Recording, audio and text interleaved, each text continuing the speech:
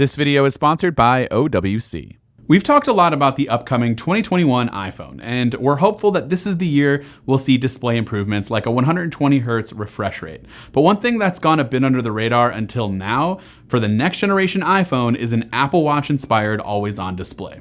According to Bloomberg's Mark Gurman, the OLED LTPO displays will not only allow for the higher-end iPhone 13 models to run a 120Hz refresh rate, but also allow for an always-on mode. This would be a useful feature for customers to see information such as the time, date, and notifications at all times on their displays.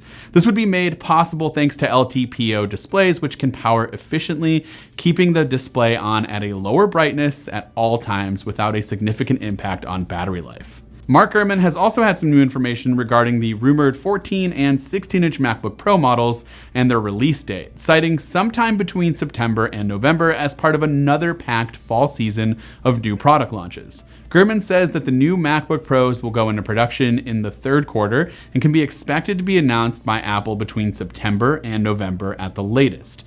These MacBook Pros are rumored to be redesigned, come with more ports, and an upgraded mini LED display.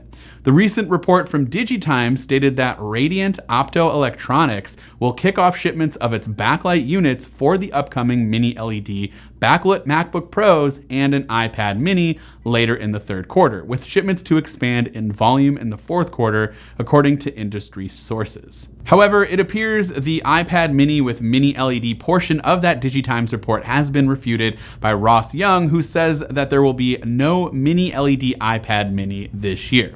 Regardless of mini LED displays, a 6th generation iPad mini could still be happening this year and could feature a significant redesign, including a larger 8.5 to 9-inch display with slimmer bezels, a Touch ID power button instead of a home button, a USB-C port instead of a Lightning connector, and more.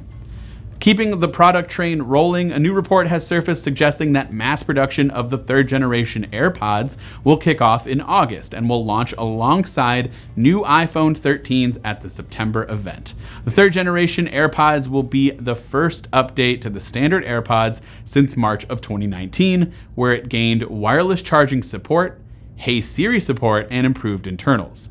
Compared to the modest update in 2019, the upcoming AirPods are expected to feature an entirely new design that takes inspiration from the higher-end AirPods Pro.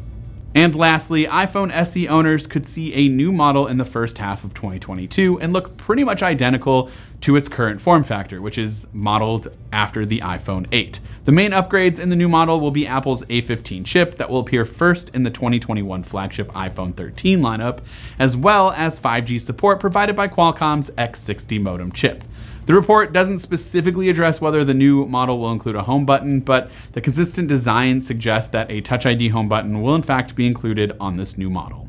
Of course, I'd love to know your thoughts on everything that we just talked about in the comments down below.